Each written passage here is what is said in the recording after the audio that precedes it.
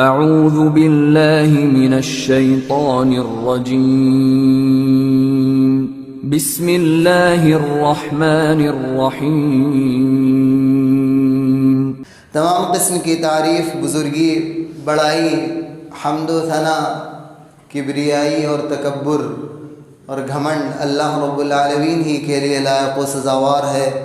صلاۃ و سلام نازل ہو اللہ کے تمام انبیاء اور رسولوں پر، خصوصاً آخری نبی جناب محمد الرسول اللہ صلی اللہ علیہ وسلم کے ذات گرامی پر، آپ کے صحابہ پر، آپ کے نقش قدم پر چلنے والے تمام مسلمانوں پر۔ اللہ رب العالمین نے آخری زمانے میں ایک دین نازل کیا جس کا نام ہے اسلام، اور اس دین کے بارے میں خود رب العالمین نے اور آپ کے نبی پاک علیہ الصلاۃ والسلام نے ہر چیز کو کھول کھول کر بیان کر دیا۔ کہاں کہاں پر برائیاں آئیں گی، کیا کیا شر پیدا ہوں گی، اس کی بھی وضاحت کر دی گئی، اور کون کون سی چیز نیکی ہے، خیر ہے، اس کی بھی اللہ کے نبی صلی اللہ علیہ وسلم نے اس کی طرف اشارہ کر دیا۔ جیسا کہ آپ نے حدیث میں فرمایا، اللہ تعالیٰ جب بھی کوئی نبی دنیا میں بھیجا تو اپنی امت کو ہر اس چیز سے منع کر دیا جو شر تھا، اور ہر اس بھلائی کی طرف ان کی تعلیم دے دی اور رغبت دعوت دے دی جو بھلائی اور خیر تھا، اس کو جنت کی طرف لے جانے والی تھی۔ ہم سب جانتے ہیں کہ مسلمان برحق ہیں، اسلام کے علاوہ دنیا میں ہر دین باطل ہے۔ اگر عیسائیت اور یہودیت تھے تو یہ دین بھی ایکسپائر ہو چکا ہے، اس کے حالانکہ یہ آسمانی دین تھے۔ اب دنیا میں واحد ہی دین ہے جس کو اللہ تعالیٰ قیامت کے دن قبول کرنے والا ہے۔ وَمَن يَبْتَغِ غَيْرَ الْإِسْلَامِ دِينًا فَلَن يُقْبَلَ مِنْهُ، جو انسان قیامت کے دن اللہ کے علاوہ اسلام کے علاوہ کوئی دوسرا مذہب لے کر آئے گا، اسے قبول نہیں کیا جائے گا۔ اللہ نے اور دوسری آیت میں کہا، ان الدین عند اللہ الاسلام، اللہ کے نزدیک مذہب اور دین حقیقت میں اسلام ہی ہے۔ اور اللہ نے کہا وَرَضِيتُ لَكُمُ الْإِسْلَامَ دِينًا، اور ہم اس دین سے راضی ہو گئے ہیں۔ لیکن اس دین کے اندر اللہ کے نبی صلی اللہ علیہ وسلم نے اپنی صحیح حدیث میں پیشن گوئی کر دی تھی کہ یہ دین میں تفرقہ ہو جائے گا۔ آپ نے کہا تھا کہ یہود و نصارہ، یہود 71 فرقوں میں بٹی، نصارہ یعنی عیسائی لوگ 72 فرقے میں بٹے، میری امت کے لوگ 73 فرقوں میں بٹیں گے۔ اور جس طرح سے یہود کے 71 فرقوں میں سے 70 فرقے جہنم میں جائیں گے، ایک فرقہ جنت میں جائے گا، یہودیوں کا بھی، عیسائیوں میں بھی 71 فرقے جہنم میں جائیں گے، ایک فرقہ جنت میں جائے گا۔ اور مسلمانوں میں بھی آپ صلی اللہ علیہ وسلم نے کہا یہ 72 فرقے جہنم میں جانے والے ہیں اور ایک فرقہ جنت میں جائے گا۔ لیکن ضروری تھا یہاں پر یہ خطبہ ہمارے اور آپ کے لیے یہ نبی صلی اللہ علیہ وسلم کا ایک قرآن اور احادیث کے ذریعے سے ایک نچوڑ ہے جس کو میں کوشش کروں گا اپنی ٹوٹی پھوٹی زبان کے ذریعے آپ کے سامنے پیش کرنے کی، کہ اللہ کے نبی صلی اللہ علیہ وسلم نے کہہ دیا کلھا فی النار الا واحدہ، ہر فرقہ جہنم میں جائے گا، ایک جنتی ہوگا۔ آپ سے پوچھا گیا وہ کون سا فرقہ ہوگا، تو آپ صلی اللہ علیہ وسلم نے اس کی صفت بتائی، نام نہیں بتایا۔ نام ہو سکتا ہے اہل حدیث کہنے والا بھی جہنم میں جائے، ہو سکتا ہے یا نہیں؟ بالکل ہو سکتا ہے۔ اگر شرک کر رہا ہو، باپ دادا اہل حدیث ہیں اور کرتے ہیں، کتاب و سنت کے ماننے والے، ہو سکتا ہے جن فرقوں کو ہم باطل بولتے ہیں ان میں سے میری ملاقات خود ایسے لوگوں سے ہوئی ہے جو باطل فرقوں سے، وہ کہتے ہیں میرے گھر والے سب مانتے ہیں لیکن میں نہیں مانتا ہوں، نہ ہی میں مزار کو مانتا ہوں، نہ ان چیزوں کو مانتا ہوں۔ یہ دوسرے ملک کے تھے، ہمارے ملک کے نہیں، بہت بڑے عہدے میں پڑوس والے ملک کے تھے، ان سے میری ملاقات تھی۔ تو کیا اللہ کے نزدیک حقائق آپ صلی اللہ علیہ وسلم نے اس کی وضاحت کر دی ہے کہ وہ فرقہ جو جنت میں جائے گا وہ کیا علامت لے کر آئے گا؟ آپ صلی اللہ علیہ وسلم نے سکھایا ما انا علیہ واصحابی، جس طریقے پر میں ہوں اور میرے صحابہ ہیں۔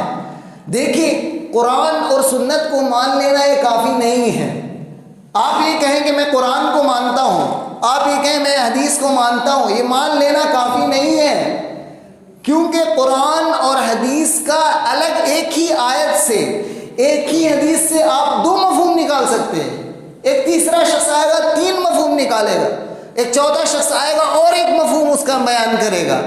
اس میں آپ کیا کہیں گے؟ کچھ لوگ آتے ہیں اور کہتے ہیں، ابھی نئے نئے جو یوٹیوب وغیرہ میں آئیں گے، کہیں گے قرآن میں اللہ تعالیٰ نے شراب کو کہاں پر حرام کہا ہے؟ دکھاؤ دکھاؤ، قرآن میں کہاں کہا ہے کہ میوزک حرام ہے؟ کہاں ہے؟ دکھاؤ۔ ایسے میں آپ جواب کیا دیں گے؟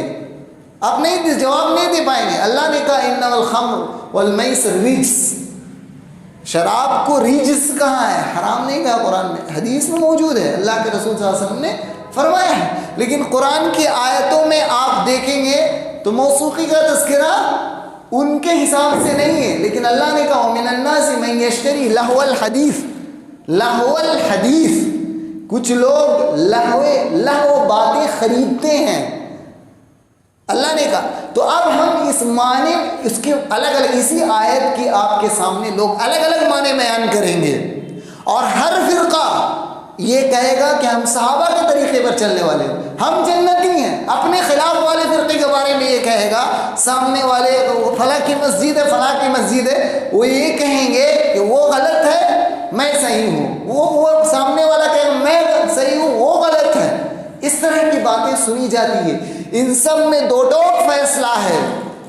آپ نے کہا صحابہ کا منہج اختیار کرنا ہوگا، صحابہ نے قرآن کی آیت کا کیا مفہوم سمجھا ہے؟ اب کہاں پر دیکھیں گے؟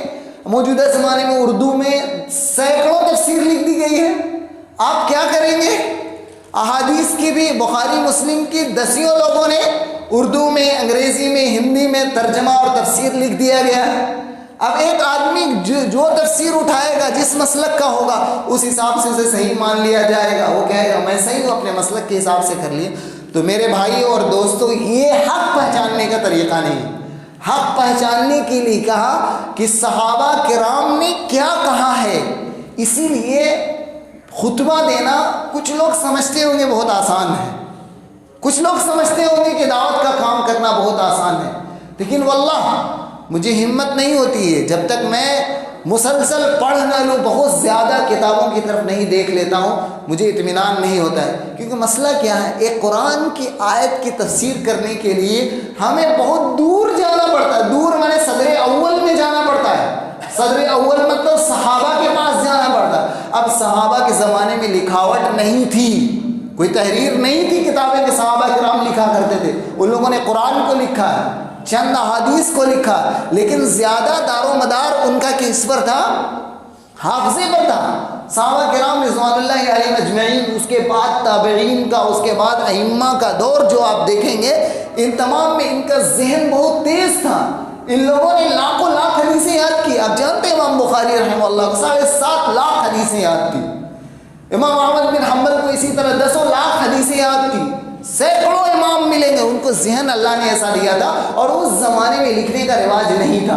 لیکن آج وہ ذہن موجود نہیں ہے کہ لاکھ لاکھ حدیثیں یاد کر کے منتقل کرنے والا ہر صدی کے اندر سینکڑوں عالم موجود ہوں۔ تو ضرورت آئی تو کتابیں لکھی گئی، اور کتابیں کب لکھی گئی؟ بعد میں لکھی گئی، صحابہ کے زمانے کے بعد میں، تابعین کے زمانے میں، اس کے بعد والے زمانے میں پھر امام بخاری، امام مسلم، ابو داؤد، ترمذی، احمد بن حنبل، امام دارمی، ان کا زمانہ آیا، ان لوگوں نے حدیث کی کتابیں لکھی، ان لوگوں نے اسی طرح سے تفسیر کی کتابیں لکھی ہیں۔ قرآن کی تفسیر وہی صحیح ہے جو صحابہ کے اقوال کو اور تابعین کے اقوال کو نقل کرتے۔ کون سی تفسیر ہے؟ آپ اٹھائیں گے تو تفسیر طبری آپ کو ملے گی، 310 میں وفات ہے۔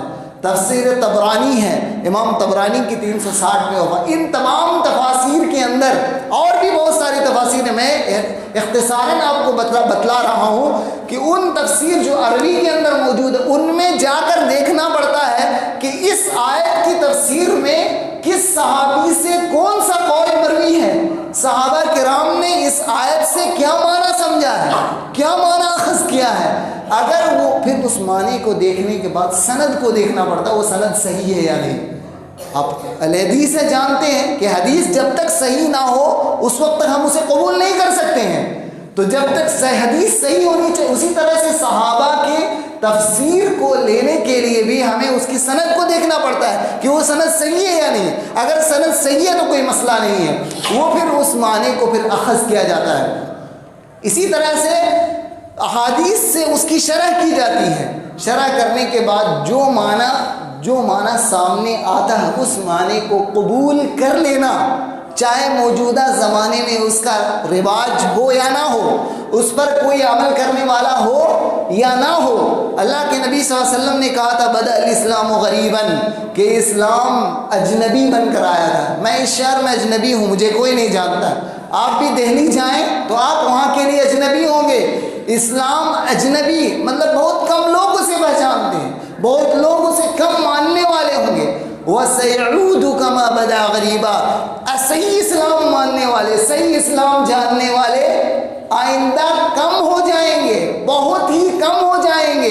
آپ صلی اللہ علیہ وسلم نے کہا فَطُوبَىٰ لِلْغُرَبَاء, اور جیسے ہی نبی صلی اللہ علیہ وسلم کی صحیح احادیث سے اور صحابہ کرام کے عمل سے, ائمہ اور تابعین کے عمل سے اگر کوئی چیز ثابت کیا جائے گا صحیح احادیث صحیح آثار کی روشنی میں, تو اسے کہا جائے گا کہ یہ فتنہ پیدا کر رہا ہے, یہ فتنہ پیدا کرنے والا ہے. اگر آپ کسی بھی باطل چیز سے روکیں, اور سماج میں دیکھیے ایک باطل چیز کیوں رواج پاتا ہے, آپ کو معلوم ہے, انسان کو جس چیز سے اللہ تعالیٰ نے روکا ہے, جس کی غلط نفس کے اندر اللہ تعالیٰ نے اس کی طرف تھوڑا میلان رکھا ہے, تھوڑی محبت رکھی ہے, تھوڑا سا انسان اس کی طرف مائل ہو جاتا ہے. جس چیز سے آپ کو منع کیا جائے کہ اس دروازے کی طرف مت جانا, ابھی اس مسجد کے بارے میں کہہ دیا جائے کہ سیڑھی کے اوپر کوئی نہ جانا, تو نماز کے بعد اکثر نمازی چلے جائیں گے. تو انسان جس چیز سے روکا جاتا ہے اس کی طرف اور جاتا ہے. اسی لیے جیسے ہی ان کو غلط طور طریقے سے آپ روکیں گے, آپ انہیں کہیں سنت کے حساب سے زندگی گزاریں, سنت پر چلیں, بدعت سے بچیں. کیوں بچنے کی بات بول رہے ہیں ہم؟ تو آپ مثال کے طور بہت واضح مسلمان جو انسان بدعت میں پڑا ہوا, مثال کے طور پر آپ جمعہ کے دن دیکھیں لاؤڈ اسپیکر پر ہمارے مسلمان بھائی لاؤڈ اسپیکر پر اللہم صلی علی محمد وعلی آل محمد درود شریف پڑھتے ہیں, اذان سے پہلے کہیں پڑھتے ہیں, کچھ نماز کے بعد پڑھتے ہیں.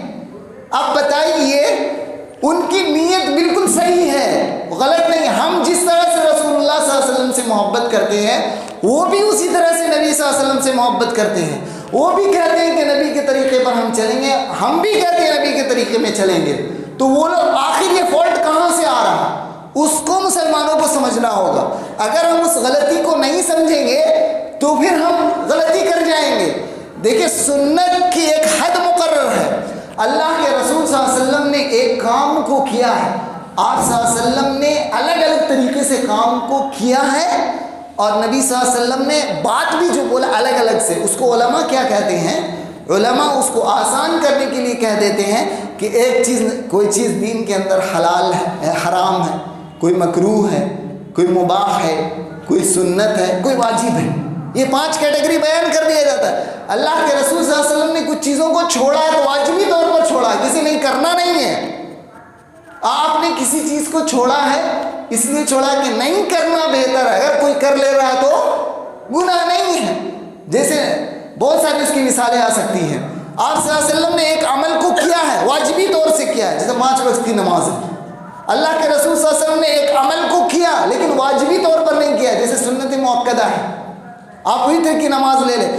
تو اللہ کے رسول صلی اللہ علیہ وسلم نے جس کو جس حیثیت سے کیا ہے, ایک عمل دیکھیے خیر ہوتا ہے, درود بھیجنا کتنا بہتر عمل ہے. جمعہ کے دن خصوصاً درود بھیجنے کی فضیلت آئی ہے بہت زیادہ. اگر جمعہ کے دن اس درود کو اللہ تعالیٰ نے, اللہ کے نبی صلی اللہ علیہ وسلم نے طریقہ بتا دیا ہے کب کب بھیجنا ہے, کب کب بھیجنا ہے. بھیجنے کا 2 طریقہ ہوگا درود کے بارے میں. ایک مطلق نبی نے صلی اللہ علیہ وسلم نے کہا, اور ایک نبی کریم صلی اللہ علیہ وسلم نے جگہ بتا دیا ہے. جیسے درود شریف بھیجنے کے بارے میں نبی صلی اللہ علیہ وسلم 1-2 مثال دیتا ہوں. اذان کے بعد دعاؤں میں سے درود بھی, جو انسان مجھ پر درود بھیجے گا اور اللہم رب ہذہ الدعوۃ التامہ, تو میری شفاعت اسے نصیب ہوگی. اللہ کے نبی صلی اللہ علیہ وسلم پر درود بھیجنا یہ بہترین عمل ہے. اس میں کوئی بھی یہ نہیں، دو رائے نہیں، کسی کا کوئی اختلاف نہیں ہے۔ اللہ کے نبی صلی اللہ علیہ وسلم نے چند جگہوں میں اذان کے بعد بتا دیا درود بھیجنا ہے۔ آج صلی اللہ علیہ وسلم نے نماز کے اخیر میں تشہد میں جب بیٹھتے ہیں، دونوں تشہدوں میں انسان کو درود بھیجنا ہے۔ اللہ کے نبی صلی اللہ علیہ وسلم نے اور جگہ بتائی جہاں جمعہ کے دن درود پڑھنا، جہاں پر آپ نے بتا دیا آپ کو وہاں پر کرنے میں کوئی دقت نہیں ہے۔ ایک اللہ کے رسول صلی اللہ علیہ وسلم نے مطلق چھوڑ دیا ہے، آپ نے کہا کبھی بھی درود بھیجتے رہو، اور جمعہ کے دن سے زیادہ عام دنوں میں بھی بھیجتے رہو۔ آپ بھیجیں کسی وقت بھی۔ نبی صلی اللہ علیہ وسلم نے اس سے کیا مقصود چاہا ہے؟ نبی کا کیا مقصود ہے؟ اللہ کے نبی کا مقصود ہے کہ وقت کوئی تعین نہیں کیا۔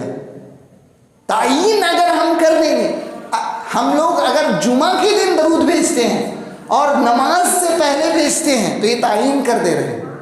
اگر ایک انسان کسی وقت بھی صبح سے شام تک پڑھ رہا ہے، یا جس کو جو وقت مل رہا ہے اس وقت وہ درود پڑھ رہا ہے، اس میں کوئی مسئلہ اور حرج کی بات نہیں ہے۔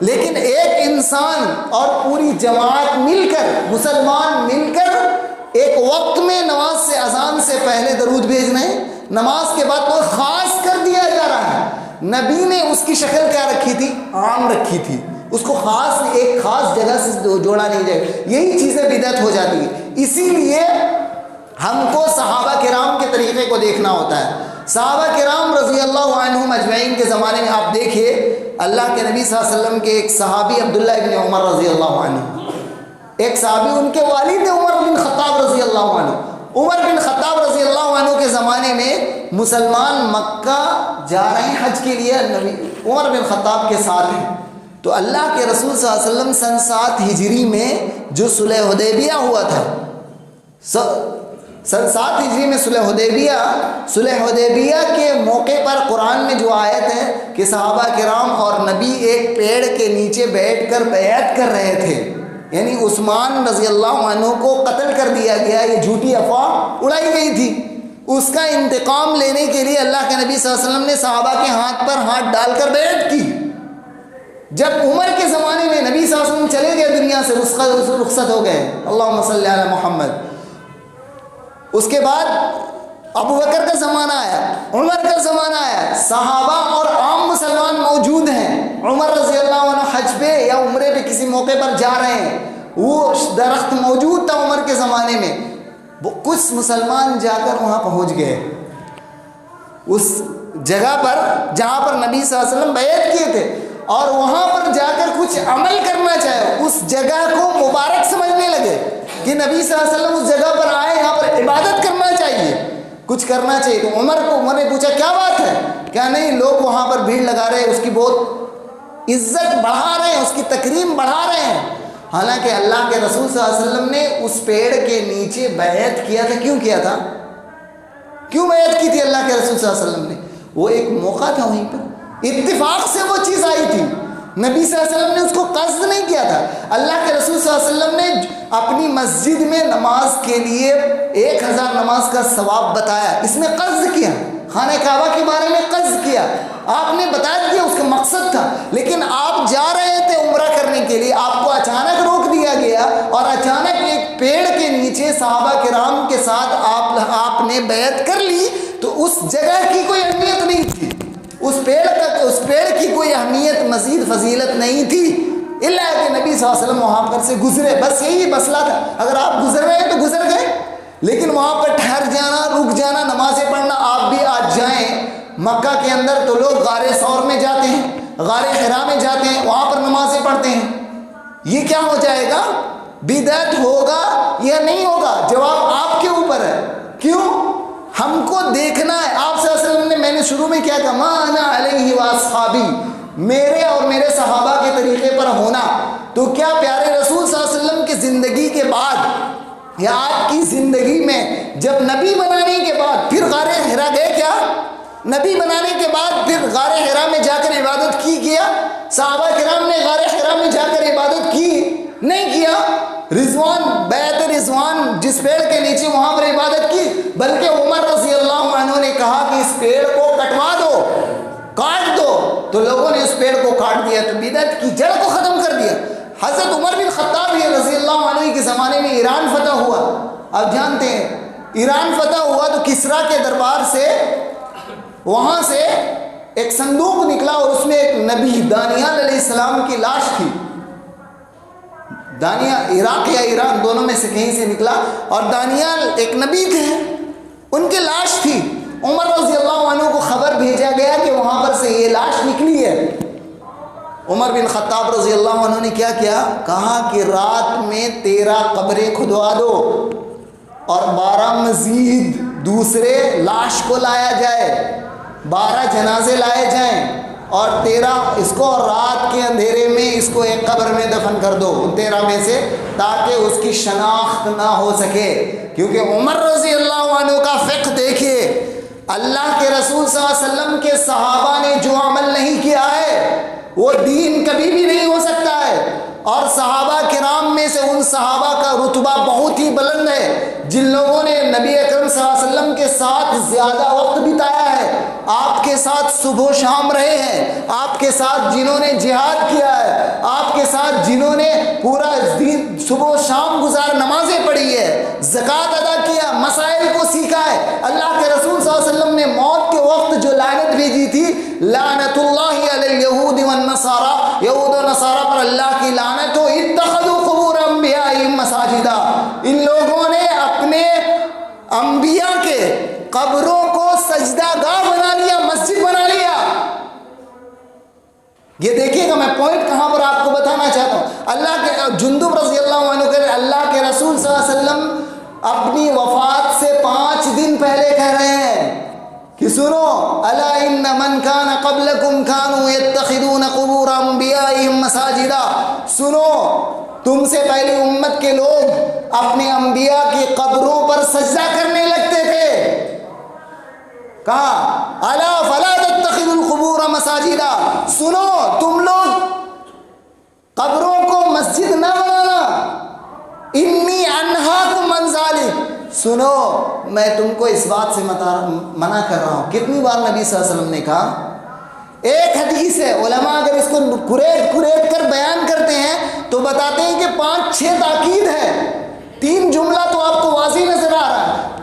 پہلے یہود و نصارہ نے کیا, یہود و نصارہ کے عمل کو دیکھیے. ایک بات اپنے ذہن میں ہمیشہ رکھیے گا, قرآن اور سنت جب بھی کوئی عمل کو یہود و نصارہ کے ساتھ جوڑے تو آپ سمجھ لیں کہ اس سے روکا جا رہا ہے. یہود یہ کرتے تھے, نصارہ یہ کرتے تھے, مجوس یہ کرتے تھے. اگر قرآن یا سنت یہ کہہ رہا ہے تو سمجھ جائیے مسلمانوں کو اس عمل کو نہیں کرنا. یہ کافی ہے کسی چیز کو منع کرنے سے. لیکن نبی نے کہا فلا تتخذوا القبور مساجدا, پھر دوسری مرتبہ کہہ دیا مسجد کو سجدہ کرنے کی جگہ مت بنانا. یعنی رکوع کر سکتے ہیں نہیں, ایگزامپل ہے, سجدہ کرنے کی جگہ رکوع بھی نہیں کر سکتے. یعنی وہ تمام چیزیں جیسے قرآن کی آیت وَأَنَّ الْمَسَاجِدَ لِلَّهِ فَلَا تَدْعُوا مَعَ اللَّهِ أَحَدًا, اللہ کے مسجد اللہ کی ہے, اس میں اللہ کے علاوہ دوسرے کو نہ پکارو, یعنی سجدہ کرو. ایک مثال دے کر بتا دی, اللہ کا جو حق ہے وہ مسجد میں اللہ کے ساتھ ہی خاص ہوگا, اور مسجد کے باہر بھی اللہ کا جو حق ہے وہ اللہ کے ساتھ خاص ہوگا. اللہ کے نبی صلی اللہ علیہ وسلم موت سے چند دن پہلے یہ بات کہہ رہے تھے کہ امت میں جو فتنہ ہوگا سب سے زیادہ قبروں کی وجہ سے ہوگا, نیک لوگوں کے انبیاء کے قبروں کی وجہ سے ہوگا. اب عمر بن خطاب رضی اللہ عنہ نے دانیال علیہ السلام کی قبر کو جو آپ نے رات کو ملا کر 13 قبروں کے ساتھ دفن کر دیا, اس کی حکمت کیا ہے آپ سمجھ سکتے ہیں کہ نبی اگر لوگ جان جائیں گے کہ یہ نبی کی قبر ہے, وہاں پر جا کر مانگنے لگیں گے, وہاں کہنے لگیں گے کہ ما نعبدهم الا ليقربونا الى الله زلفى. یہود و نصارى مشرکین مکہ کہا کرتے تھے کہ ہم اپنے معبودوں کی لات عزا کون ہے معلوم ہے, یہ بھی نیک لوگ ہیں. نبی کے زمانے میں مکہ کے اندر جو قریش جس کی عبادت کرتے تھے لات عزا کون تھے, یہ بت بعد میں بنا. پہلے یہ کیا تھے, نیک لوگ تھے ان کے, بعد میں نیک لوگوں کے اسٹیچو ان لوگوں نے بنا لیا. اب یہاں پر بھی دیکھیے دانیال علیہ السلام کی قبر کو ہٹایا اس لیے لوگ جان جائیں گے تو وہاں پر جا کر سجدہ کرنے لگیں گے. اور آپ نبی صلی اللہ علیہ وسلم کی امت سے ہمدردی دیکھیں. اللہ کے نبی صلی اللہ علیہ وسلم اپنی امت کے لیے کتنا روتے تھے, کتنا روتے تھے.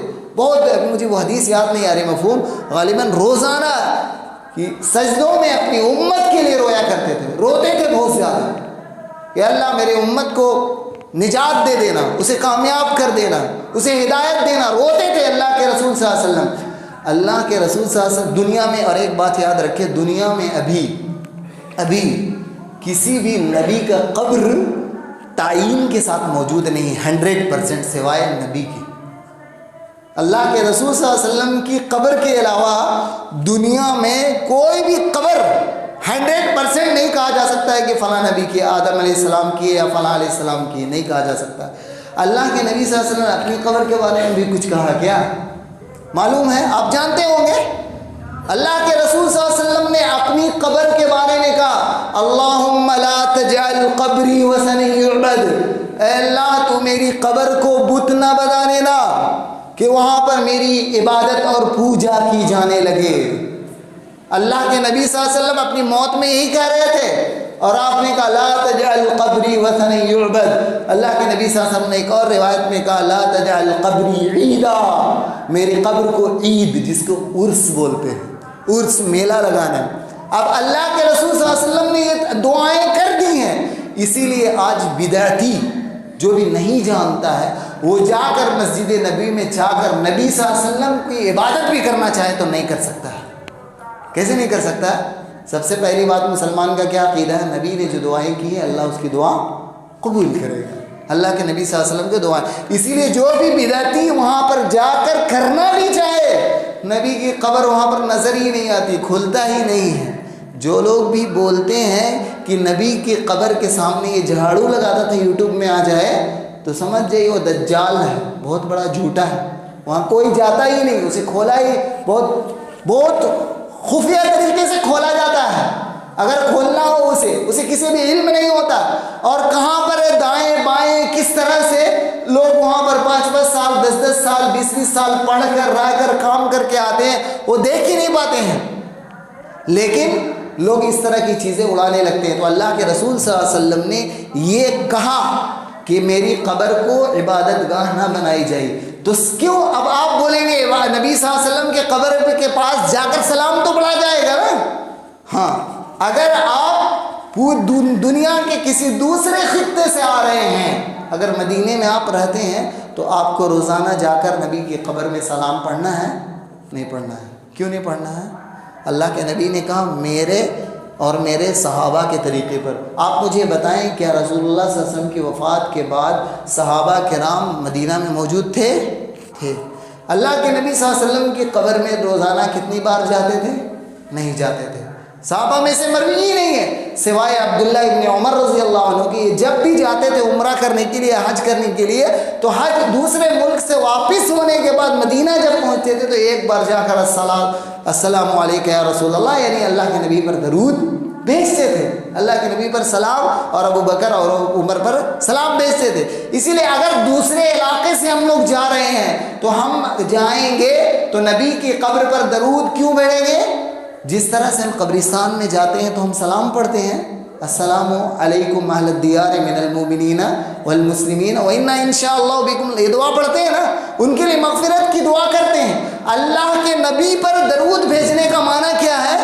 نبی کے مقام کو بلند کر، اے اللہ، جب ہم بولتے ہیں صلاۃ و سلام، بہت سارے لوگ اس کنفیوژن میں بھی پڑے ہوئے رہتے ہیں کہ صلاۃ، اللہ تعالیٰ صلاۃ بھیجتا ہے، ان اللہ و ملائکتہ یصلون علی النبی، اللہ تعالیٰ اور اللہ کے نبی، اللہ تعالیٰ اور اللہ کے فرشتے محمد صلی اللہ علیہ وسلم پر درود بھیجتے ہیں۔ اس کا کیا مطلب ہوا؟ اللہ تعالیٰ چھوٹا ہو گیا، نبی بڑے ہو گئے۔ کچھ لوگ اس انداز سے پڑھتے ہیں کہ گویا کہ نبی کا مقام بڑھا رہے ہیں، اور نبی نے کہا لا تطرونی کما اطرت النصارى عیسی ابن مریم، کہ سنو تم لوگ میرا مقام کو زیادہ مت بڑھا دینا، یعنی جتنا میرا مقام ہے اس سے نہ بڑھا دینا، جس طرح سے عیسائیوں نے عیسیٰ علیہ السلام کے مقام اور مرتبے کو بڑھا دیا تھا، آپ نے فرمایا تو آپ اس طرح سے نبی صلی اللہ علیہ وسلم کے مقام کو نہ بڑھایا جائے۔ تو صلاۃ کا معنی کیا ہوگا؟ جب اللہ تعالیٰ نبی پر صلاۃ بھیجتا ہے، اس کا معنی ہوتا ہے اللہ تعالیٰ نبی کے ذکر کر رہا ہے فرشتوں کے درمیان. اللہ تعالیٰ صلوات بھیج رہا ہے، کیا معنی ہوگا؟ اللہ تعالیٰ اپنے نبی کا عرش معلیٰ میں، عرش کے اوپر اپنے فرشتوں کے پاس نبی کی خوبیاں اور تعریف بیان کر رہا ہے. اس سے نبی صلی اللہ علیہ وسلم اللہ سے بڑے نہیں ہوئے. جب ہم اور آپ اللہ تعالیٰ سے دعا کرتے ہیں کہ نبی پر درود بھیجے تو کیا معنی ہوتا ہے اس کا؟ اے اللہ تو نبی کا ذکر اپنے پاس کر، اے اللہ تو نبی صلی اللہ علیہ وسلم کے مقام کو بلند فرما. تو ان چیزوں کو مسلمانوں کو سمجھنا چاہیے. یہ نہ سمجھنے کی وجہ سے اللہ اور اس کے حق کو مٹا دیتے. اور اس میں غلطی کہاں سے آ رہی ہے؟ اپنے دین کو نہ سمجھنا صحیح ٹھکانے سے. دین کو سمجھنے کا صحیح ٹھکانہ کیا ہے؟ ٹھکانہ میں بول رہا ہوں، یعنی جگہ کیا ہے؟ صحابہ کرام نے کیا عمل کیا ہے؟ اگر صحابہ کرام نے جس کام کو نہیں کیا ہے، اگر وہ مسلمان سارے بھی کرنے لگ جائیں تو ان کی نجات نہیں ہوگی. اللہ کے نبی صلی اللہ علیہ وسلم نے خود کہہ دیا حدیث کے اندر کہ اجنبی ہو جائیں گے، فطوبی للغرباء. ایسے اجنبی لوگوں کے لیے جو آخری زمانے میں اپنے دین پر عمل کریں گے، لوگ ان پر طعنہ دیں گے، ان کو برا بھلا کہیں گے، ان کو گالی دیں گے، ان کے خلاف سازشیں کریں گے، ہر چیز کریں گے، لیکن اللہ کے نبی صلی اللہ علیہ وسلم نے صحیح بخاری میں کہا لا تقوم الساعة لا تزال طائفة من امتی. ہمیشہ قیامت تک ایک ایسی جماعت باقی رہے گی جو حق پر رہے گی اور حق کی دعوت دیتی رہے گی. یہ ہر لوگ پڑھتے ہیں. ہم یہ حدیث کو سنا رہے ہیں، آپ ان کی مسجد میں جائیں گے تو یہی سنائیں گے لا يضرهم من خالفهم. جو ان کی مخالفت کرے گا، جو ان سے دشمنی کرے گا اس جماعت سے، وہ کبھی بھی کامیاب نہیں ہوگا. اس جماعت کو مٹانا چاہے گا، الزام لگا کر، جھوٹ بول کر، مقدمہ دائر کر کر، کسی اور طریقے سے وہ کامیاب نہیں ہونے پائے گا. صحابہ ہماری دعوت یہی ہے جو دعوت نبی صلی اللہ علیہ وسلم نے دیا، جو صحابہ کرام نے دیا، جس عمل کو صحابہ نے کیا وہی دین ہے. اور آخری زمانے میں یہ چیلنج والا کام کرنا، طوبیٰ نبی نے کہا جنت میں اس کے لیے عمدہ درخت ہے یا عمدہ مقام ہے. طوبیٰ للغرباء. صحابہ سے نبی سے پوچھا گیا کہ کون ہے غرباء؟ کہا الذین یصلحون اذا فسد الناس. جب لوگ بگڑ جائیں گے. کیا بگڑ جائیں گے؟ کس چیز میں؟ دین میں بگڑ جائیں گے. سنت کو بدعت سے ملا دیں گے، توحید کو شرک سے ملا دیں گے. توحید اور شرک اور سنت بدعت میں فرق نہیں ہوگا. وہ لوگ اس وقت اصلاح کا کام کریں گے. اور اصلاح کس سے ہوتی ہے؟ اصلاح قرآن سے ہوگا، اصلاح صحابہ کے عمل سے ہوگا. اور آپ ہمیشہ اپنی زندگی میں ایک جملہ یاد کر کے رکھیں گے. امام مالک رحمۃ اللہ علیہ کا تو آپ کبھی بھی گمراہ نہیں ہوں گے. امام مالک نے کہا تھا ما لم یکن ذالک اليوم دینا لم یکن اليوم دینا. جو چیز صحابہ کی زندگی میں دین نہیں تھا، کوئی بھی عمل آپ عرس منانا چاہتے ہیں، اللہ کی قسم ہم جلوس نکالیں گے، لیکن دلیل آپ صرف نبی کے ایک صحابی سے دکھا دیں کہ سڑکوں میں انہوں نے جلوس نکالا ہو. اللہ کی قسم کھا کر اگر نبی کے صحابی میں سے ایک صحابی نے برتھ ڈے منایا ہو تو ہم فخر کے ساتھ مسجدوں کے اندر برتھ ڈے منائیں گے. اگر نبی کے صحابہ میں سے صحابی نے اگر نیو ایئر بنایا ہے تو ہم منائیں گے. امام مالک کی بات اپنے سینے میں یاد کر کے جائیں اور لوگوں کو اچھے انداز سے، پیار سے، محبت سے سمجھائیں کہ جو نبی کے صحابہ نے نہیں کیا وہ آپ اور ہم کیا نبی سے زیادہ، صحابہ سے زیادہ نبی سے محبت کرنے والے ہیں؟